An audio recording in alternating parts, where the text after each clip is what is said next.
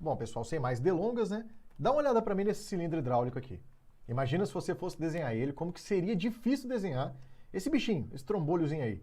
Do lado, gente, aqui do lado direito, eu já tenho a representação dele em forma técnica, né? Ah, professor, mas não foi feito à mão livre, ou com instrumento que seja, não foi feito.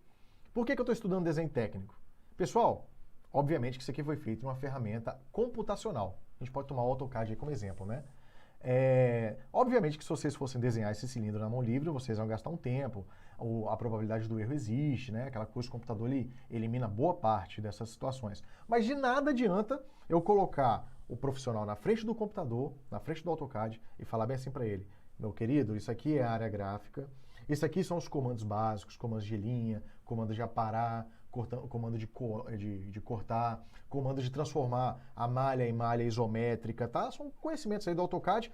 Mas se eu não... beleza, eu apresentei isso tudo pro camarada. Desenha agora para mim uma perspectiva isométrica, bate as vistas ortográficas, indica o plano de corte na vista frontal, realiza o corte na vista superior, faz a cotagem toda na vista superior de forma em cadeia. Falar um troço desse pro camarada, ele não entendeu o que é desenho técnico, ele fala, que merda é essa, né? Então não adianta o cara ir direto para o AutoCAD se ele não souber a base. E não adianta a gente falar bem da base se eu não falar de onde surgiu as coisas, né? Então essa aí é minha estratégia, eu acho uma boa estratégia de ensino, inclusive, a gente pegar na história da coisa para poder trazer o conteúdo e apresentar para vocês, assim, para poder deixar ele mais palpável, digamos assim, né? Então, senhores, só dando adiantada aqui, depois vocês baixam esse material aqui, depois deem uma lida com mais calma, né, as formas de comunicação. Eu vou aqui um pouquinho mais direto ao ponto aqui. Então, senhores, quando eu falo de desenho, existem dois tipos de desenho. Desenho artístico, né? Basicamente é o desenho. Esse aqui é a Santa Ceia. Isso é um exemplo de um desenho artístico em que a pessoa expressa um sentimento ou ela demonstra um dom. Aqui eu já tenho uma representação de um desenho técnico. Veja que não existe sentimento, não existe necessidade de um dom. Pô, professor, você está falando que eu não preciso de uma necessidade de dom para poder desenhar os meus desenhos técnicos? Nenhuma. Obviamente que uma pessoa aprende mais rápido que a outra, isso é normal, o ser humano é diferente um do outro, graças a Deus, né? Se fosse todo mundo igual, a gente não teria tanta coisa diferente no mundo. Mas a gente tem um tempo de absorver as coisas diferentes. A verdade é essa. Mas o desenho técnico, se a pessoa ela for devidamente treinada e instruída, ela consegue executar qualquer projeto mecânico, qualquer projeto técnico aí.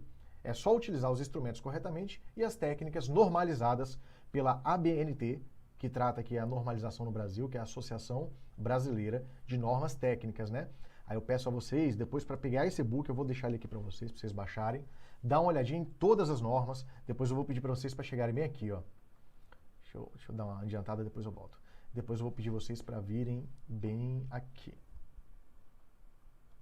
Nessa telinha aqui, ó, acessar esse site, depois eu vou passar o arquivo para vocês, e estudar, dar uma olhadinha, conhecer como a ABNT trata essas normas aqui, ó, que também está disposta aqui nesse material que eu vou deixar para vocês daqui um minutinho, tá bom? Então vocês dão uma olhada na norma, vocês vão ver de onde eu tiro essas informações, elas vêm daqui, ó, do catálogo da ABNT. Pessoal, mas como eu estou falando para vocês, existem tipos de desenhos, o desenho artístico e o desenho técnico, que também é dividido nos seus tipos, né? Aí você tem um desenho de esboço, desenho preliminar, desenho de croquis, tem um monte de tipo de desenho técnico. Na verdade, classificação de desenho técnico, né? Eu vou focar aqui especificamente para vocês nos que a gente mais vai utilizar, tá? Então a gente tem aqui, ó, quanto ao aspecto geométrico, grau de elaboração, grau de detalhamento, material empregado, técnica de execução, método de obtenção, tá? E eu vou, obviamente, focar nos que a gente mais usa aí dentro da área industrial, que é o que a gente precisa dominar de fato, né? Igual eu tive aqui uma pessoa conversando comigo há pouco e ela falou, professor, eu preciso entender desenho técnico porque por diversas vezes eu vou em campo operacional, eu vou nas empresas fazer a consultoria e eu preciso fazer um rabisco, colocar uma cota, então eu preciso pegar esse conhecimento. Então, assim, nessa linha de raciocínio que a gente vai trazer esses conteúdos para vocês.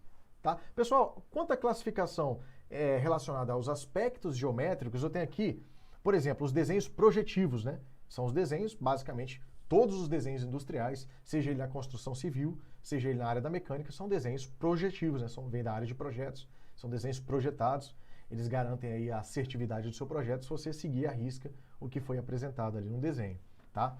Aí tem os outros modelos de desenho, depois vocês dão uma lida com calma, tá? Que são menos importantes. Agora, quanto à segunda classificação, desenho de esboço. Esse é muito importante, por quê? Porque nem sempre você precisa de fato fazer um desenho técnico de uma situação para você tomar uma informação. Às vezes você faz um esboço, desse esboço você insere. Esboço é um desenho à mão livre, né, que você busca representar de forma real ali o que você está enxergando, a forma mais próxima da real, só que você não se preocupa muito com qualidade no sentido de linhas retinhas, qualidade na traçagem, você só se preocupa mesmo em trazer a informação.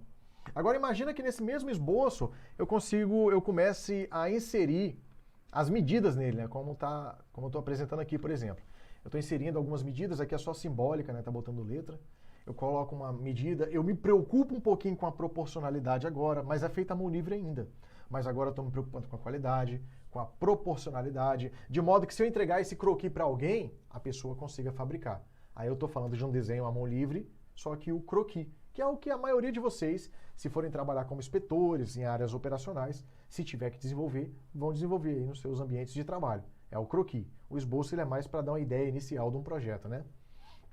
Passar mais um pouquinho, o desenho preliminar, ele representa o início do projeto, a parte intermediária, né? Na hora que você já vai começar a jogar no computador, são os riscos iniciais do seu projeto, tá?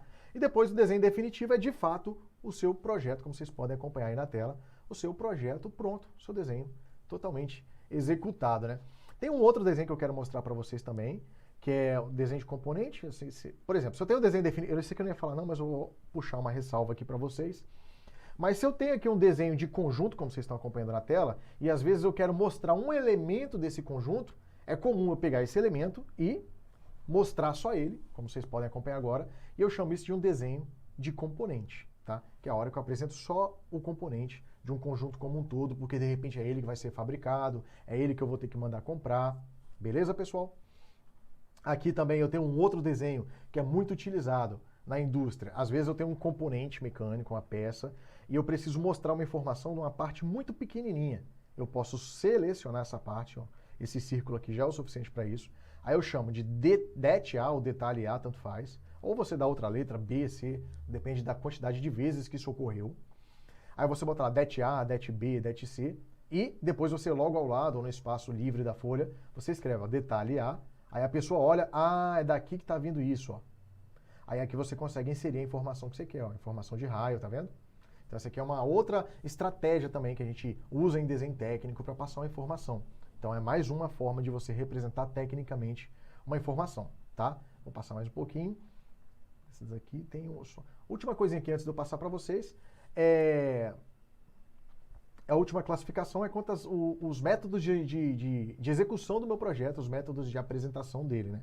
Se o desenho ele é feito manual e o seu desenho ele é feito de forma, que a maioria dos casos hoje, de forma computacional em máquina, né? Nesse caso aqui é o AutoCAD que vocês podem acompanhar na tela, o desenho feito em AutoCAD. Hoje, no geral, a maioria dos projetos que nós vamos pegar em mãos, a partir da década de 90 para cá, são todas feitas aí, desenvolvidas em ferramentas computacionais. Professor, se eu aprender o AutoCAD, já é o suficiente para trabalhar com o projeto? Sim. Se eu aprender o SolidWorks, é o suficiente? Sim. Depende muito do que a tua empresa usa como ferramenta de projeto. Por exemplo, eu já trabalhei com uma ferramenta chamada DataCAD, que é uma ferramenta que ela é muito semelhante ao AutoCAD, né? Mas não é exatamente o AutoCAD. Então depende muito do que a empresa vai usar. Mas o legal é que se a pessoa domina bem o AutoCAD, os outros são ferramentas muito parecidas, né? Então você vai tendo uma linha de raciocínio aí muito próxima da que se deve ser usada, né? Tá? Só passar mais um pouquinho aqui, dá pra gente fazer isso aqui já são os materiais. Pessoal, basicamente, depois eu vou pedir vocês para fazer o seguinte, eu vou deixar essa apresentação aí no final, vocês acompanhando esse vídeo que eu apresentei, vocês baixarem também essa apresentação, tá? Acompanhar, fazer essa pequena leitura aí, e já eu já venho trazendo mais conteúdos para vocês. O próximo que eu vou falar é um muito interessante, se você é da área operacional, se você é da área de engenharia, você já deve ter falado de cilindros truncados, de cilindros vazados, de peças truncadas, de tronco de cone, tronco de pirâmide. Professor, o que significa isso? O que significa uma peça truncada? Cara, esse conhecimento ele é muito importante. Por exemplo, o cara ele vai assumir a função hoje de caldeireiro. Aí chega para ele lá, para ele fabricar um tronco de cone. Aí, mas o que é um tronco de cone? Vocês vão ter uma excelente oportunidade já na aula, na próxima aula que eu vou trazer para vocês aqui, de entender o que são esses conceitos.